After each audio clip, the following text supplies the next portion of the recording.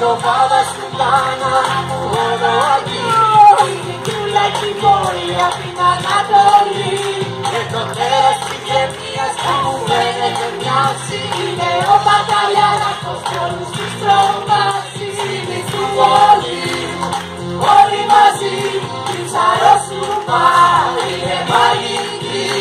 Η νύχτα είναι ο τρόλης, η μυρούλα κι η δική.